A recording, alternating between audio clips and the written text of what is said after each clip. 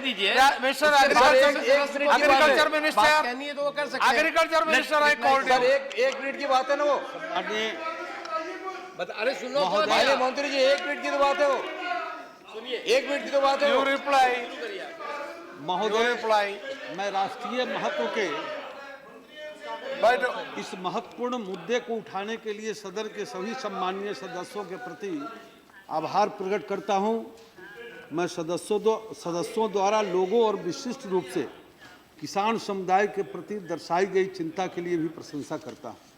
और सबसे ज़्यादा मैं इस बात के लिए आभारी हूं कि हम सब लोगों ने अपनी राजनीति मैसेज को लाने के साथ साथ ही बड़ी निर्दोषपूर्ण तरीके से किसानों की समस्या को रखने की कोशिश की। और आदरणीय पवार साहब ने तो बिल्कुल इस मामले में निर्दोषपूर्ण मार्गदर्शन इस सदन को दिया है। हमारे एक माननीय सदस्य ने कहा है कि विषय राज्य का हो या केंद्र का हो, इस चक्कर में नहीं पड़ के हम सबको मुस्तैदी से करना चाहिए। इसमें कहीं दो राय नहीं है, इससे किसी का मतभेद नहीं हो सकता। लेकिन केंद्र और राज्यों की जो भूमिका है और जिम्मेवारी है, वो हमारे सूखा प्रबंधन के लिए जो मैनुअल बना है उसमें स्पष्ट रूप से परिभाषित है। अब तत्काल आज तो हम आप उसको नहीं बदल सकते। सरकार की, राज्य सरकार की भूमिका और जिम्मेदारी स्पष्ट रूप से है और केंद्र सरकार की भी भूमिका स्पष्ट रूप से परिभाषित है। इसमें केंद्र सरकार की भूमिका मॉनिटरिंग, समीक्षा करना है और राज्य सरकार द्वारा अतिरिक्त निधियों की मांग के मामले में सहायता प्राप्त करना है। राज्य और जिला प्रशासन सूखा राहत और प्रशमन उपायों के कार्यान्वयन के लिए उत्तरदायी है।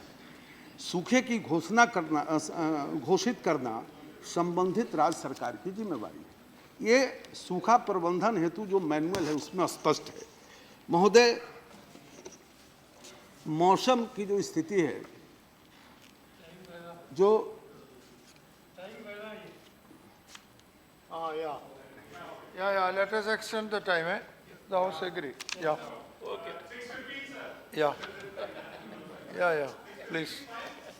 महोदय, भारत मौसम विज्ञान ने 12 अप्रैल 2016 को दक्षिण पश्चिम मानसून वर्षा के लिए एक पूर्वानुमान जारी किया है, जिसमें यह बताया है कि सर्व भारतीय स्तर पर दक्षिण पश्चिम मानसून वर्षा इस वर्ष साधारण वृष्टिपात का 106% होगा। भारत मौसम विभाग का यह पूर्वानुमान मॉडल की त्रुटि -+5% है। मानसून 2016 का पहले चरण का पूर्वानुमान जो है यह है और मानसून के दूसरे चरण का पूर्वानुमान मई के अंत में जारी होगा। 15 मई के आसपास केरल में कब मानसून पहुंचेगा, इसके बारे में पूर्वानुमान किया जाएगा। महोदय, इस देश में जब पिछली बार तिवारी जी नहीं है, उन्होंने चर्चा शुरू की थी और कहा था कि लगातार सूखे आ रहे हैं, किसी ज्योतिषी के पास जाना चाहिए। तो मुझे ध्यान में आ गया कि सम्माननीय सुब्रमण्यम जी कृषि मंत्री थे, अब भारी संकट आया था सूखे का। अगर उस समय तिवारी जी होते, उनको सुझाव देते तो वो चले जाते वहाँ। लेकिन वो भी उस समय जब सूखा आया था तो किसी ज्योतिषी के पास नहीं गए थे, वो गए थे ICR केंद्र। और उस समय स्वामीनाथन एक युवा वैज्ञानिक थे, उनके पास गए थे, ज्योतिषी के पास नहीं गए थे। शायद इसी प्रकार के सलाह का यदि कुछ लोगों ने पालन किया होगा, कहीं उसके पाप का प्रायश्चित तो हम नहीं भोग रहे हैं, ये सोचने के लिए मजबूर होना पड़ रहा है। लेकिन जो सूखा की स्थिति है हम सबको पता है, और सूखे के कारण जो देश में ये 15-16 में जो खरीफ की खेती थी उसमें जो बुआई हुआ वो कम हुआ 15-16 में, रबी में भी और खरीफ में भी कम हुआ। लेकिन 15-16 के खरीफ के समय या 14-15 में सरकार आते आते उस समय भी सूखा था, -14, उस समय -10 या 12 था, इस वर्ष -12 था। तो पिछला जो सूखा आया था उसके पहले भी तैयारी थी, और माननीय शरद पवार जी मंत्री थे, और हर साल खरीफ और रबी की तैयारी के लिए उसके पहले बैठकें होती है, योजना बनती है। तो जो योजना हम लोगों ने बनाई, अब 15-16 की जो योजना बनाई उसमें बुआई कम हुई, लेकिन जो अभी आंकड़े आए हैं, जो द्वितीय अग्रिम अनुमान आया है, ये 15/2/16 के अनुसार 15-16 में खाद्यान्न का उत्पादन 253.16 मिलियन टन होगा।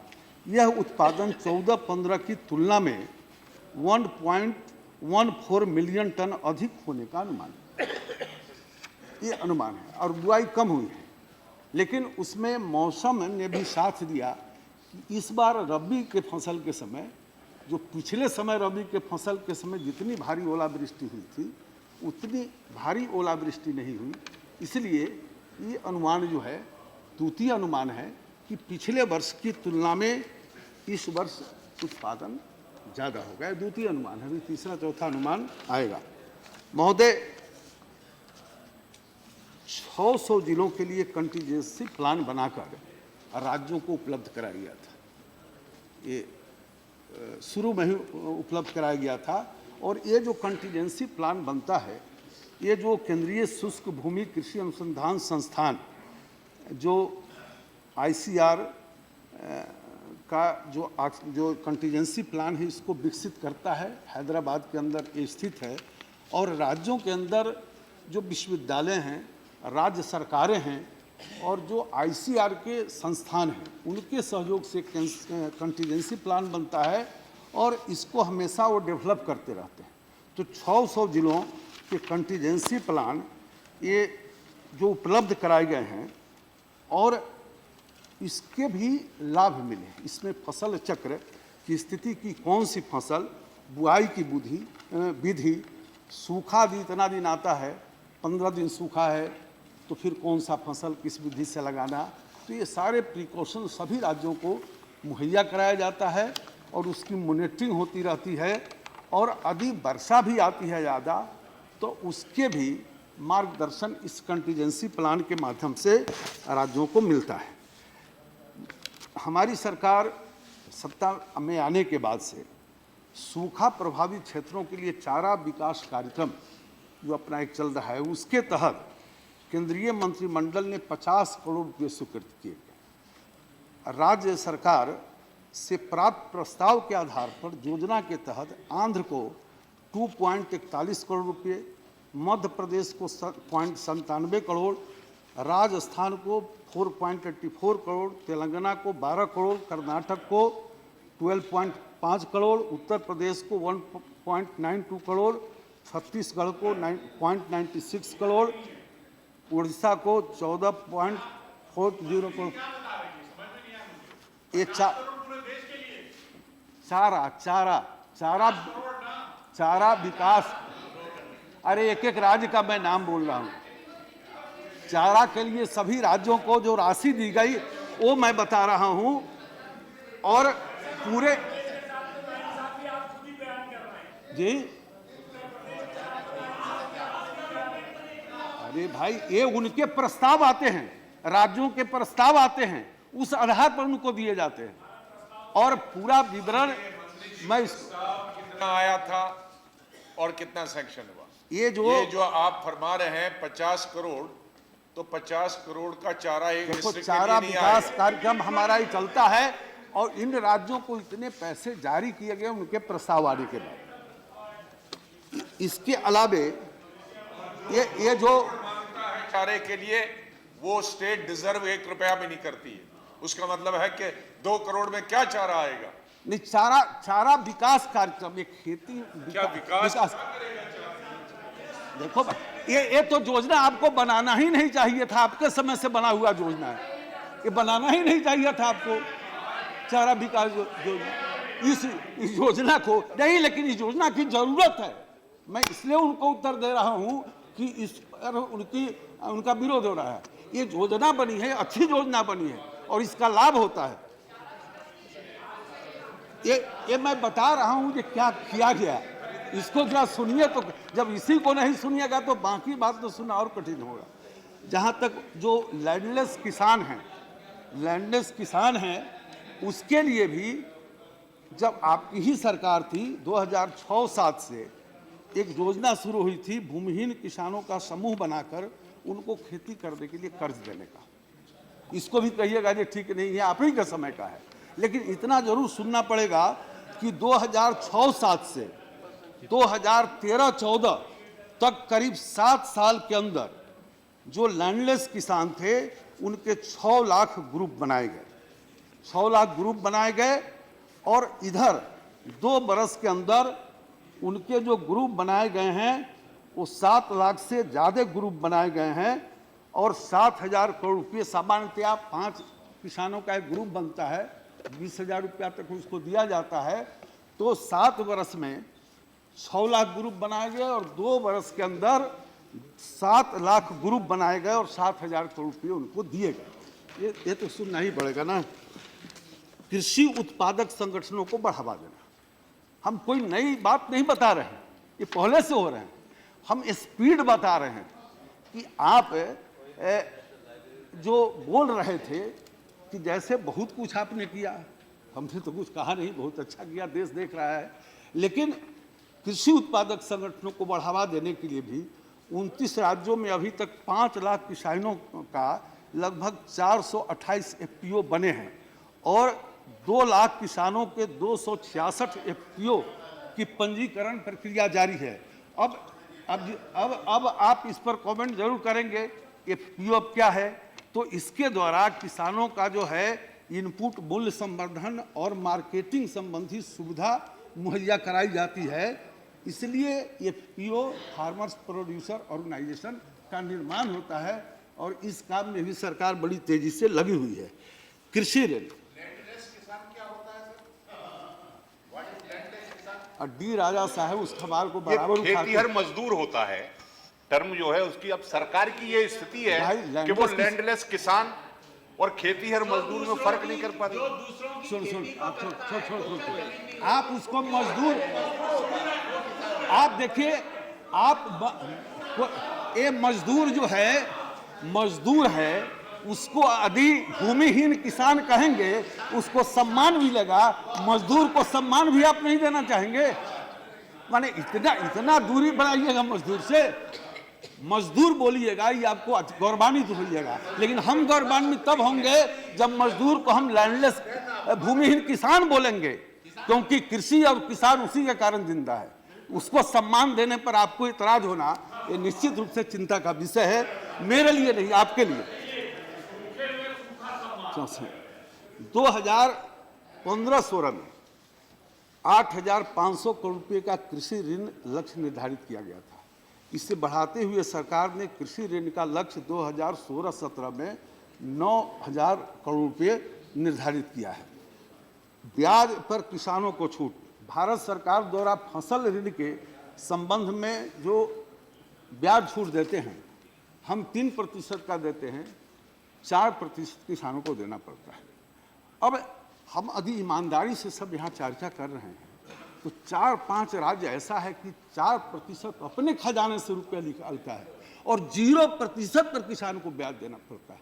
देखिए, जो देश का किसान टैक्स देता है ना, हम उस दिशा में ज़्यादा नहीं जाना चाहेंगे। भारत सरकार के खजाने में आता है, राज्य के खजाने में जाता है, केंद्रीय करों में हिस्सेदारी राज्य को जाता है और राज्य सरकार में खजाने में भी पैसा आता है उसके सोर्सेस से। तो क्या एक बार हम जिन जिन राज्यों के रहने वाले लोग हैं, किसान के लिए हम इतना आंसू बहा रहे हैं, इतना आंसू बहा रहे हैं कि थोड़ा इतना आंसू उसमें नहीं बहाना है। 4 राज्य जो ये काम कर रहा है, ये अपने खजाने से 4% की राशि देकर और शून्य ब्याज दर पर वहाँ के किसानों को दे रहा है। क्या हम इस दिशा में प्रयत्न नहीं कर सकते? राजनीति हो, इसमें कहीं दो राय नहीं है, लेकिन इसको भी थोड़ा सा आग्रहपूर्वक मेरा निवेदन है। हम भी राजनीतिक बात बोलेंगे क्योंकि राजनीतिक बात आपने रखी है, लेकिन कुछ तो बातें ऐसी जरूर हम सब लोग मिलकर करें अपने अपने राज्यों में जाकर कि किसान को उसका लाभ मिल सके। ये जो ग्रामीण पेयजल है, जो हमारा मंत्रालय है, राष्ट्रीय ग्रामीण पेयजल कार्यक्रम के तहत 13 सूखाग्रस्त राज्यों में 26 अप्रैल 2016 तक कुल 2172 करोड़ रुपए की राशि उपलब्ध थी, जो राज्यों को पैसा गया था। मैं जरा हम राज्य का जिला का नहीं बोल रहे हैं, हम राज्यों का बता रहे हैं। जो ग्रामीण मंत्रालय से जो आया है, राष्ट्रीय ग्रामीण पेयजल कार्यक्रम के तहत 16-17 के लिए 819 करोड़ की राशि प्रथम किस्त में, इस वर्ष का भी वोट ऑन अकाउंट बिना हुए राज्यों को इसका भी 809 करोड़ की राशि प्रथम किस्त में दे दी गई है। आप तैयारी पूछ रहे हैं तो ये तैयारी जरा पूरे देश का नहीं पूछ रहे हैं। बुंदेलखंड में पैकेज राशि में से शरद जी, उमा जी और चंद्रपाल यादव जी तीनों नेता भागे बैठे हुए। जल संवर्धन कार्यों पर 863 करोड़ रुपए खर्च हुए। इस राशि में से 6 जिलों में 45। मैंने सर रिक्वेस्ट किया उनसे, सर रिक्वेस्ट करके उनसे रिक्वेस्ट किया मैंने। त्यागी जी, इस राशि समय में ऐसी बात उठाइए 45,000 सुनने में ठीक और लगे। 2640 तालाब खोदे गए। जल संरक्षण के नाम पर 774। Tyagi ji, I am not- मैं बता रहा हूँ अभी। I am not permitted. You cannot speak now. Okay. All right. Minister, please continue. Tyagi ji, मैं बता रहा हूँ कि सरकार ने क्या किया, इसको तो थोड़ा सुन लीजिए ना। इससे रिलेटेड उसका इन्लार्जमेंट है, और राज्य बार यदि बोलेंगे, जिला वाइज, गांव वाइज, वो भी कहिएगा तो वो भी हम कल रखिए, उसके लिए वो भी हम बताते हैं किस जिला में किस गांव में कितना पैसा गया। लेकिन आप इस सदन के पुराने सदस्य हैं और पुराने के साथ साथ देश के बड़े नेता हैं, भविष्य में भी आप एक पार्टी के कमान संभालने वाले हैं, तो आप तो थोड़ा इसको सुनिए। राष्ट्रीय ग्रामीण पेयजल कार्यक्रम के तहत प्रथम किस्त जारी किया गया। राष्ट्रीय ग्रामीण पेयजल कार्यक्रम के तहत फ्लेक्सी फंड हेड में 26 अप्रैल 16 तक 217 करोड़ रुपए की राशि उपलब्ध थी। ये 50% होता है और इसमें राज्य भी 50% देता है। पेयजल संकट से 299 जिले में 4,41,390 टोले प्रभावित हुए पेयजल के संबंध। इस संकट से निपटने के लिए जो कुछ कदम उठाए गए हैं, मैं उसको बताना चाहूँगा। फिर कृपया करके अपने जिला के विषय में नहीं पूछिएगा। 7,38,650 हैंडपंप रिपेयर किए गए। 13,332 बोरवेल को किराए पर लेकर पानी उपलब्ध कराया गया है। हैंडपंपों का जल स्तर घटने पर 10,76,991 राइजर पाइप जोड़े गए हैं। मतलब उसको उखाड़कर नीचे में और पाइप लगाकर फिर उसको गाड़ा गया है। इसी तरह से 44,998 नए बोरवेल बनाए गए हैं। 1,398 नई अस्थायी पाइप पेयजल आपूर्ति योजनाएं इस बीच में बनाई गई है। 46,110 टैंकरों के फेरों से 15,345 टोलों में पानी उपलब्ध कराया गया है। ये मैं जानकारी दे रहा हूँ। जहाँ तक महाराष्ट्र का है सवाल, महाराष्ट्र राष्ट्रीय ग्रामीण पेयजल कार्यक्रम के तहत महाराष्ट्र राज्य में 26 अप्रैल 2016 तक कुल 390.88 करोड़ रुपये की राशि उपलब्ध थी। राष्ट्रीय ग्रामीण पेयजल कार्यक्रम के तहत फ्लेक्सी फंड का भी उनको 40 करोड़ रुपये गए हैं। महाराष्ट्र राज्य में पेय संकट से 33 जिले में 19,469 टोले प्रभावित हुए हैं। इस संकट से निपटने हेतु जो कदम उठाए गए हैं, महाराष्ट्र के मराठवाड़ा क्षेत्र के 8 जिलों के 2306 गांवों में 2,908 टैंकर से पानी दिया जा रहा है। इसमें से लातूर जिले के 193 गांवों को 240 टैंकर चल रहे हैं। मराठवाड़े के जिलों में 367 पशु कैंप चलाए जा रहे हैं, जिनमें से 271 बीड़ में तथा 3 लातूर में है। प्रत्येक 18 घंटे में 25 लाख लीटर वाला एक ट्रेन भेजने की योजना वहाँ बनाई गई है। ये सब जानकारी है। लेकिन बहुत सारे सवाल कृषि से संबंधित उठे, इसमें ज़्यादा सवाल, और ख़ास करके हमारे कई माननीय सदस्यों ने, अहमद साहब नहीं हैं, उन्होंने ये विषय जो उठाया और लेकिन उन्होंने स्वीकार किया कि पता नहीं है, पता नहीं। जो वो किए थे उसकी जानकारी थी और बाकी के संबंध में वो बताए कि जानकारी नहीं है। ये जो राज्य आपदा अनुक्रिया कोष है SDRF, उसमें 75% भारत सरकार का और 25% राज्य सरकार का पैसा होता है और यह 2 किस्तों में जाता है। और जब कहीं आपदा आती है तो राज्य सरकार के पास जो SDRF का पैसा होता है उसे खर्च करते हैं। जैसे उदाहरण के लिए अभी गुजरात के 5 जिले में ये संकट आया। अब वहाँ की सरकार ने यहाँ नहीं मांगा है क्योंकि उनके पास SDRF के तहत 3000 करोड़ रुपये हैं। कुछ राज्यों के पास यदि इस मद का पैसा न भी है तो कैबिनेट मीटिंग करके, जैसे झारखंड के हमारे बता रहे थे, कैबिनेट ने मीटिंग करके खर्चा किया। बिहार में भी, बिहार की सरकार ने भी यहाँ अपना मेमोरेंडम नहीं भेजा, कैबिनेट मीटिंग किया और कुछ SDRF का पैसा रहा होगा या और अपना कोई प्लान, कंटीजेंसी प्लान वगैरह का पैसा रहा होगा, उसको करते हैं और आपदाओं से निपटने की वो खुद कोशिश करते हैं।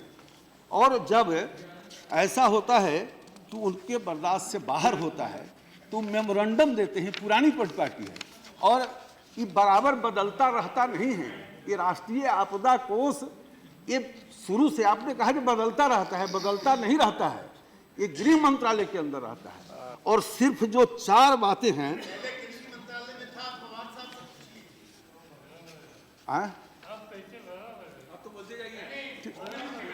वही रहता है ना, वही रहता है। शरद पवार साहब भी बोल रहे हैं। आप तो पूरा सुनो ना, अब एक लाइन पर बोलिएगा तो आप, हम पूरा बोल लेते हैं, उसके बाद पूछो। रात भर हम बैठने के लिए तैयार है। No, Mr. Minister. आप सारी पढ़ाई इसी समय Mr. पढ़ने का काम नहीं है। Minister. कुछ यहाँ समझिए और बाकी बाद में भी समझिए। समझने Mr. की कोशिश Minister. करिए।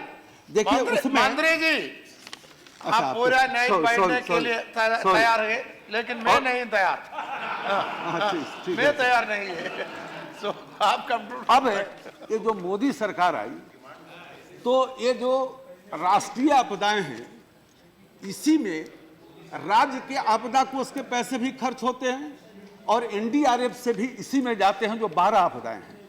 लेकिन इस सरकार ने क्या किया कि जो स्थानीय आपदाएं हैं, बिजली गिरना, तूफान, भारी वर्षा, नाव दुर्घटना, सर्पदंश, तो राज्यों को कहा कि अब आप इन आपदाओं को जो SDRF का पैसा है उसमें से 10% राशि इनको भी स्थानीय आपदा मानकर इस पर आप खर्च कर सकते हैं। ये परिवर्तन की शुरुआत हुई राहत के मानकों में।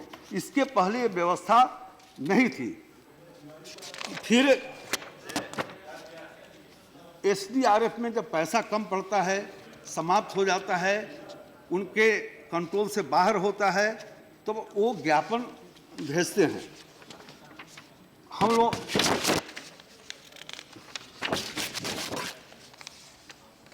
अब जो 15 में 23 दिसंबर तक राज्यों से प्राप्त जो ज्ञापन हुआ हमको, ये 10 राज्यों में 251 जिलों को सूखाग्रस्त घोषित किया गया।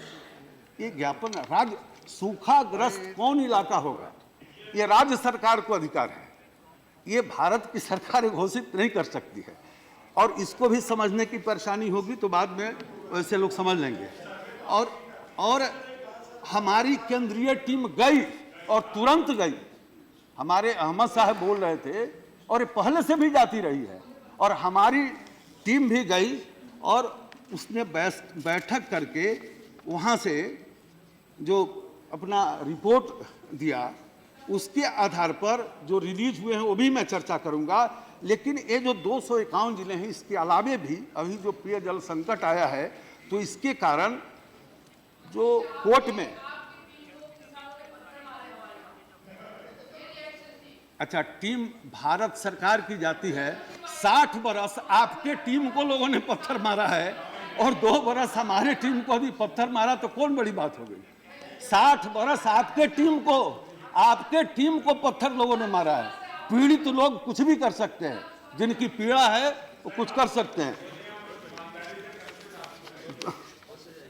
तो ये आए थे खरीफ में। रबी में सिर्फ एक कर्नाटक का आया, कर्नाटक जिला ने दिया और उसने जो मांग किया था उसमें 723 करोड़ की राशि उनको न सिर्फ मंजूर ही बल्कि रिलीज भी हो गई।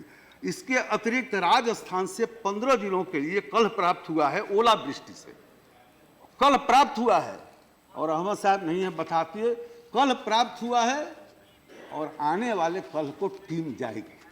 और ऐसा ओलावृष्टि के समय भी हमने किया था।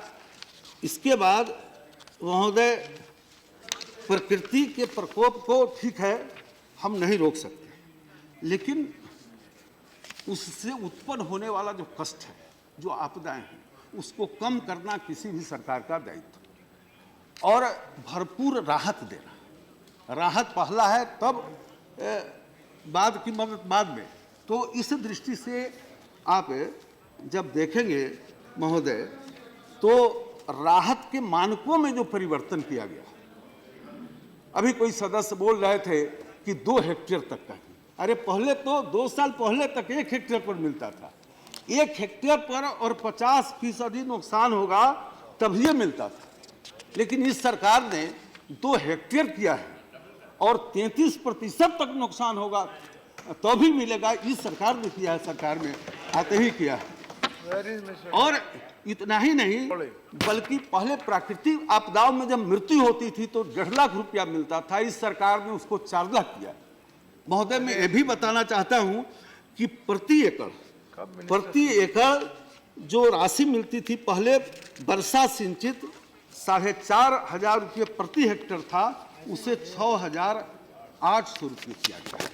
इसी प्रकार जो असिंचित क्षेत्र थे, 9,000 रुपये प्रति हेक्टेयर थी, उसे बढ़ाकर 13,500 रुपया किया, और 12मासी फसलों के लिए 12,000 रुपया प्रति हेक्टेयर से बढ़ाकर 18,000 रुपये प्रति हेक्टेयर कर दिया। और मैं बधाई देना चाहूँगा कुछ राज्यों को, क्यों, जैसे महाराष्ट्र ने और उत्तर प्रदेश में भी हमने देखा कि उन राज्य सरकारों ने भी उसमें पैसा लगाया। और महाराष्ट्र में तो हम देखे, जब पिछले बार ओलावृष्टि हुई और अंगूर की खेती का नुकसान हुआ था, तो 25 हजार रुपया तक उसने देने का काम किया। तो मैंने बोल दिया है भाई, उत्तर प्रदेश और महाराष्ट्र में हमने ये देखा।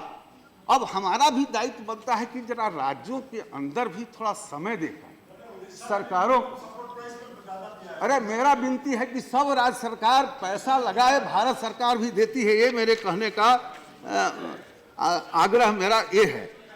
अब देखिए, उसके बाद जो राज्य का आपदा कोष है, अब उसमें पहले क्या राशि जाती थी, ये जो लोग चर्चा कर रहे थे कि इधर तो लोग सोए हुए हैं, सोया हुआ आदमी जगे हुए आदमी को ये बोले कि सोए हुए है, ये तो अपने आप में 8वां आश्चर्य होगा। देखिए, ये 5 वर्षों के अंदर आप देखिए कि राज्य आपदा कोष में सरकार की ओर से 5 वर्ष में 33,580 करोड़ रुपये गए, और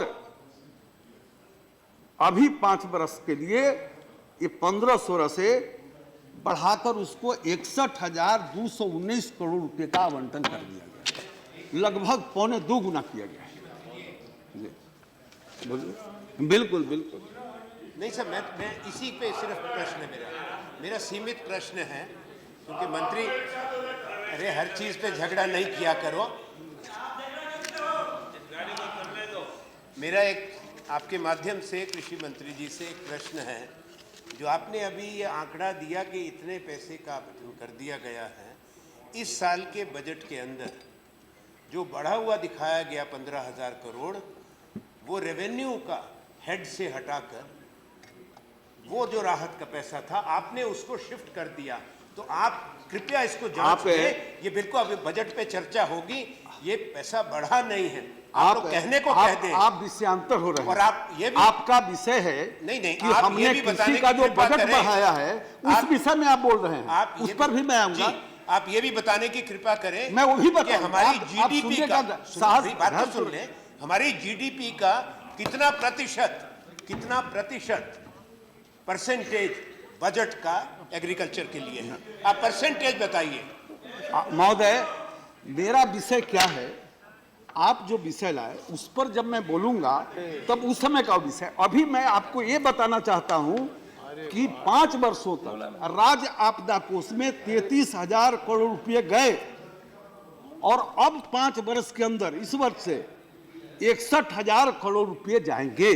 अब इस विषय को टालने के लिए आप तीसरा विषय जो उठा रहे हैं उसका उचित समय ये नहीं है। जब मैं वो विषय लाऊंगा तब या मेरी बात समाप्त हो जाएगी। मंत्री जी, दूसरा सर, और कितने मिनट आपको चाहिए? दूसरा इसको और भी ठीक से आप में एक राष्ट्रीय आपदा थी तो आप अपने साथ आपदा ही भी लाए, तो हम क्या करें बड़े महोदय, इसे और सरलता और से कितने समझने- मिनट आपको चाहिए? जी देखिए, पिछले बार भी मैं उत्तर नहीं दे पाया था, पिछले बार भी हम उत्तर नहीं दे पाए थे। नहीं, ऐसा नहीं चले। पिछले बार भी हम उत्तर ऑनरेबल नहीं- मिनिस्टर जो है अपनी बात को इम्पोर्टेंट बात रख रहे हैं। हमने एक बात तो कही थी कि इस मुद्दे पे जो है फिर सुनना पड़ेगा। अब वो कितनी देर बोलेंगे अलग बात है, अब लेकिन जल्दी खत्म हो रही है, जल्दी खत्म करेंगे। ओके अरे वो सब हम लाए हैं, उत्तर देंगे अब आपको। देखिए महोदय, इसको आसान,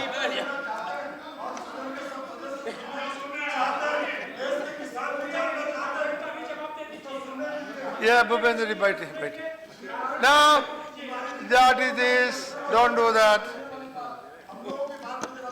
अच्छा महोदय, अब सामान्य रूप से हम ये बताना चाहेंगे कि जैसे 15-16 में 11,000 करोड़ रुपए का आवंटन राज्यों को दिया गया था और ये 15-16 का जो आवंटन था 2 किस्त में जाता है। किसी सदस्य ने कहा ये पैसा नहीं गया, दोनों किस्त का पैसा चला गया। बल्कि इतना ही नहीं, 16-17 का जो आवंटन हुआ है राज्य आपदा कोष का 11,364 करोड़ का, उसका भी जो ये 10 राज्य हैं सूखे प्रभावित, उनके 10 राज्यों का प्रथम किस्त भी बिना वोट ऑन अकाउंट के ये राशि भेज दी गई है। ऐसा पहली बार हुआ है। मित्र महोदय, ये जो राज्यों से जो पैसे मांगे जाते हैं हम उसको ठीक से नहीं दे रहे हैं, ऐसे आंकड़े हमारे कुछ माननीय सदस्य बता रहे थे कि राष्ट्रीय आपदा कोष से पैसे मांगे जाते हैं और हमारी सरकार ठीक से नहीं दे रही है। जितना मांगता है उतना हम नहीं दे रहे हैं। मैं ध्यान में आपके माध्यम से लाना चाहता हूं इस सदन को भी और देश के किसानों को भी कि 2010-11, 2011-12, 2012-13, 2013-14 में देश के विभिन्न राज्यों ने राष्ट्रीय आपदा कोष से 4 साल में 1 लाख करोड़ रुपए की मांग की थी। राज्यवार जिलावार अभी नहीं बता पाएंगे। ये 4 वर्ष में देश के जो राज्यों ने मांगा, पैसे मांगे जाते के बजाय राहत वो बता रहा हूं मैं। 4 वर्षों के अंदर 4 साल में 1 लाख करोड़ रुपए की मांग की गई थी और राज्यों को दिया गया 13,000 करोड़ रुपए स्वीकृत हुआ। ये 4 साल का रिकॉर्ड है, 13,762 रुपये एनडीआरएफ से। अब वर्ष 14-15 में जब मोदी सरकार आई तो इसी तरह से राज्यों ने कुल मिलाजुलाकर 42,000 करोड़ रुपए की राशि मांगी एनडीआरएफ से। तो मोदी सरकार ने 9,017.99 करोड़ रुपए राज्यों को दी। अब आप बताइए कि ये 4 साल में 1 लाख करोड़ के बदले 1 लाख करोड़ के बदले 13,000 करोड़ और इस सरकार 42,000 करोड़ के बदले 9,000 करोड़। अब वो बात छोड़ दीजिए, वो बात पुरानी हो गई, वो बात पुरानी हो गई। इस 15-16 में अभी तक 12,773 करोड़ रुपए 10 राज्यों के लिए हमने स्वीकृत किया था खरीफ में। आज सूखा का ज्यों कर्नाटक का आया तो उसका 723 करोड़ रुपए उसके भी स्वीकृत किए गए।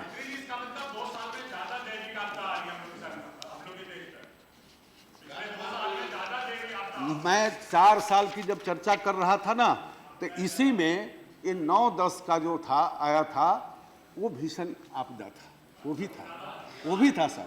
बल्कि उसके कारण नहीं ज्यादा बढ़ा है, ये ज्यादा बढ़ा है मानकों में परिवर्तन किया इस सरकार ने।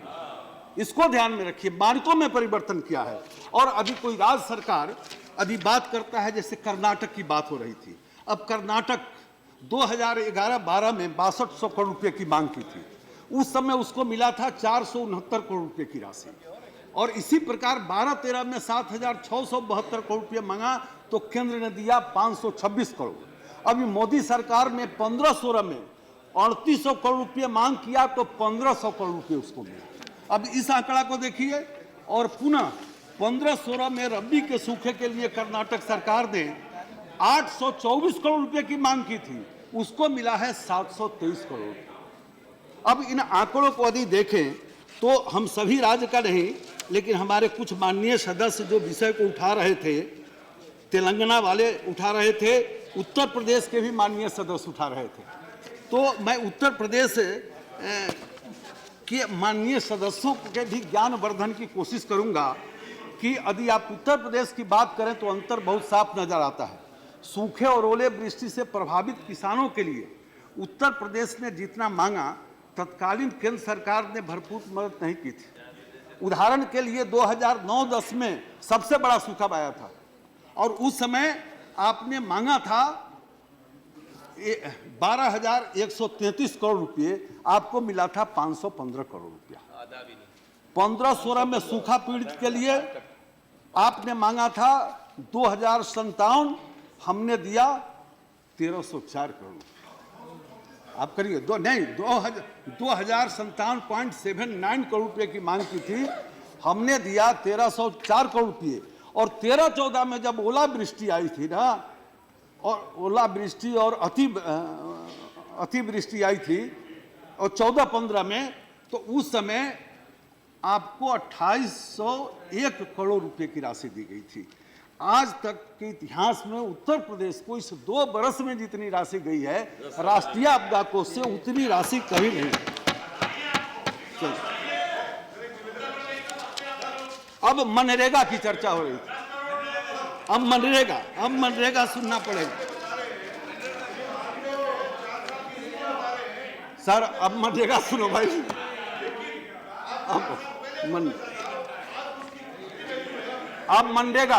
अब मनरेगा सुनो। जहां तक मनरेगा का सवाल है, देशवासी इस बात को इनकार नहीं कर सकते। जहां तक मनरेगा का सवाल है, देशवासी और हम लोग भी इस बात से इनकार नहीं कर सकते कि आज़ादी के बाद लंबे कालखंड के अंदर देश में अमीरों की अमीरी बढ़ी और गरीबों की गरीबी बढ़ी, इससे कोई इनकार नहीं कर सकती। और गरीबियों की गरीबी दूर करने के लिए नारे भी इस बीच में बहुत लगे, लेकिन परिणाम बहुत सामने आया कि हमको मनरेगा शुरू करना पड़ा। मनरेगा शुरू, आप सुनिएगा तब मेरा कहना समझिएगा।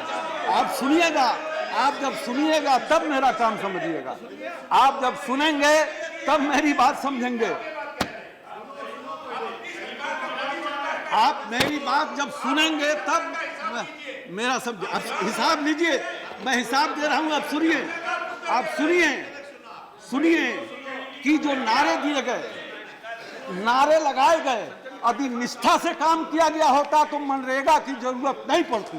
मनरेगा बहुत अच्छी योजना है, लेकिन जितने नारे लगाए गए, यदि निष्ठा से काम किया गया रहता तो मनरेगा की जरूरत नहीं पड़ती। और निश्चित रूप से हमारी विफलताओं का ये परिणाम है। हमको मनरेगा चलाना अच्छी योजना है, ये अच्छी योजना है। और ये सरकार इसे किसी भी कीमत पर बंद करने वाली नहीं है, आपको पता है। पता इसलिए पता होगा कि हमने 100 दिन से बढ़ाकर 150 दिन किया है, जितने प्रभावित जिले हैं देश में। हमको बंद करना रहता तो और उसका दिन क्यों बढ़ाते। इसी तरह सर, इसी तरह से आप सुनिए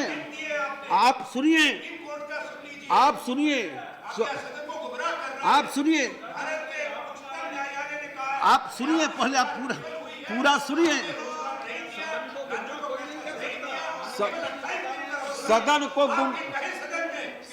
सदन को मैं कह रहा हूं, supreme court. Let the minister complete the reply. पड़ेगा आपको। No, after he replies. No, please listen. Now it is like, सुनिए, it is now like a market.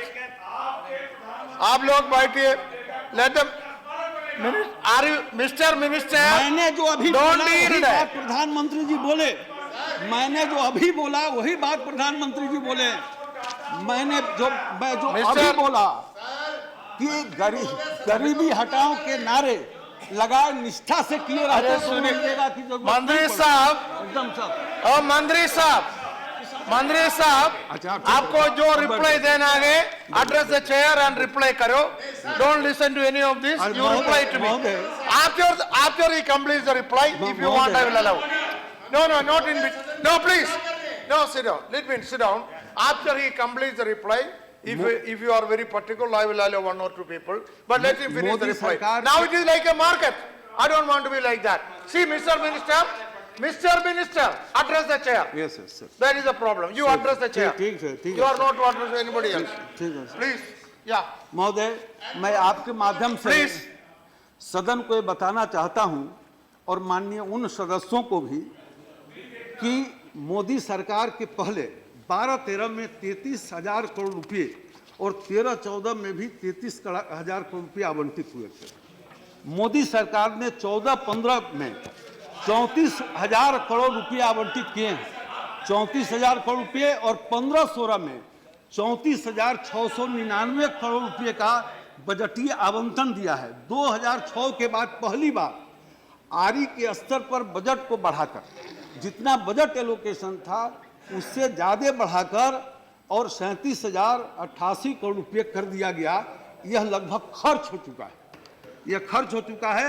Modi सरकार आने के बाद मनरेगा अधिनियम में भी संशोधन किया गया और संशोधन किया गया 21 जुलाई को, 21 जुलाई 15 को, और राज्यों को निर्देशित किया कि जिला स्तर पर मनरेगा के तहत लागत के हिसाब से किए जाने वाले कार्यों का 60% खर्च कृषि और संबंधित गतिविधियों पर किया जाए।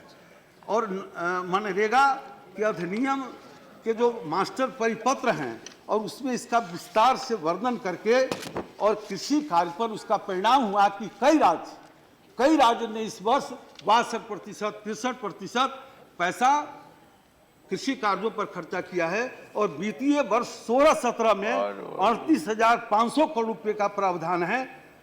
ये साबित करता है कि मनरेगा यदि पिछले 30-40 वर्षों में यदि गरीबी हटाने के लिए युक्ति संगत काम किए गए रहते तो इस सरकार को इतना ज्यादा खर्च इस पर नहीं करना पड़ता, या आप भी रहते तो दूसरे भी कोई रहते तो नहीं करना पड़ता।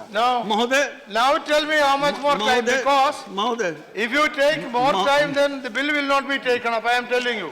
महोदय, अब Mr. Minister, there is at least one bill to be taken up.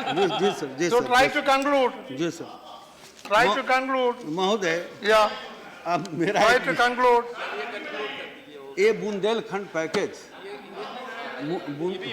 Important है महोदय, और इसमें इसकी चर्चा हमारे उत्तर प्रदेश के माननीय सदस्य कर रहे थे।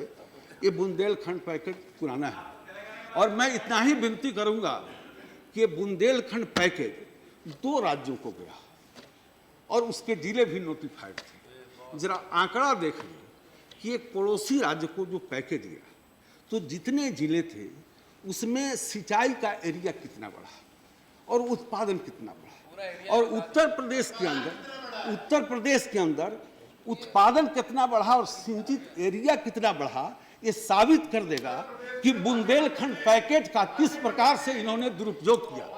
महोदय, दूसरा कि मेरी विनती आपके माध्यम से यही होगी उत्तर प्रदेश सरकार को कि इस वर्ष भी उत्तर प्रदेश के लिए 321 करोड़ रुपए का पैकेज गया है। पड़ोसी राज्य से सबक लें और जिस प्रकार से इस पैसे का वहां उपयोग होता है वैसा काम करें।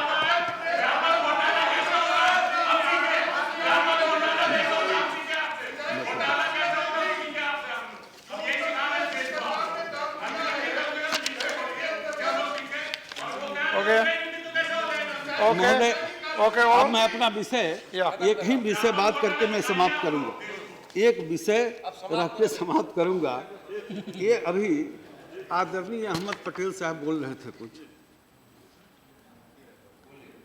अब मुझे आपके माध्यम से मैं जरूर जानकारी चाहूँगा कि ये जो गुजरात है जहाँ से माननीय सदस्य आते हैं, वहाँ पर आज से 8 वर्ष पहले नर्मदा बांध का काम पूरा हुआ। 8 वर्ष पहले 6 वर्ष तक वहाँ के मुख्यमंत्री भारत सरकार में दौड़ते रहे कि उसका गेट का काम हो जाए, किसानों को पानी मिले। ये 6 वर्ष तक ये काम नहीं हुआ, इसकी अनुमति नहीं मिली। जब नई सरकार दिल्ली में आई है तो 13 दिन के अंदर वो काम हुआ है तैयार होने के बाद। महोदय, ये जो सिंचाई की परियोजनाएं हैं, ये सिंचाई, मैं उधर सर, मुझको भी उधर देखना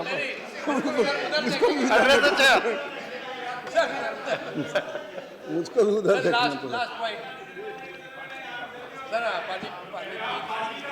हमने कहा ना कि पानी पी पी के फिर आपको जवाब मिलेगा। महोदय, ये जो उमा जी बात कर रही थी, आदरणीय पवार साहब ने भी विषय को रखा है और एक माननीय सदस्य ने भी कहा है कि 25 वर्ष तक योजनाओं को पूरा न करने का पाप ये माफ नहीं किया जा सकता है। किसी सदस्य ने ये भाषा का इस्तेमाल किया। हम ऐसी भाषा नहीं बोलना चाहते, लेकिन हम ये जरूर बताना चाहते हैं कि ये जो 89 परियोजनाएं, बृहत और लघु परियोजना, ये 15 वर्ष, 20 वर्ष, 25 वर्ष से पड़ी हुई थी। आखिर क्या कारण है कि इस सरकार ने इस वर्ष उसमें 23 योजना को इसी वर्ष पूरा करने के लिए 12,700 करोड़ का अलग से प्रावधान किया है, बजटीय प्रावधान किया है। और 89 परियोजनाओं में 18 तक हम 40 को पूरा कर सके, इसके लिए 20,000 करोड़ का नाबार्ड के सहयोग से कॉर्पस फंड का भी निर्माण किया है। तो क्या ये काम पहले नहीं हो सकता है? पर उपदेश बहुत माने कुशल बहुत तेरे, ये काम खुद करना चाहिए था। और अंत में मैं सिर्फ आदरणीय पवार साहब के किसी भी सवाल का मैं उत्तर इसलिए नहीं दे सकता कि उनका जो मार्गदर्शन था वो देश के हित में था 100%। इसमें कहीं किसी का मतभेद नहीं हो सकता और उसमें कहीं भी राजनीति नहीं थी। उधर नहीं देख रहे ना हम, उधर हम बोले तो मेरा एक उसमें यही था कि हमने जो लोकसभा में उत्तर दिया था, उस उत्तर में जो अखबारों में खबरें निकल रही है कि राजस्थान के अंदर बारिश सबसे कम हुई कुछ इलाकों में, उससे ज़्यादा बारिश मराठवाड़ा में, कोंकण में, इन इलाकों में ज़्यादा बारिश, ज़्यादा मिलीमीटर बारिश हुआ।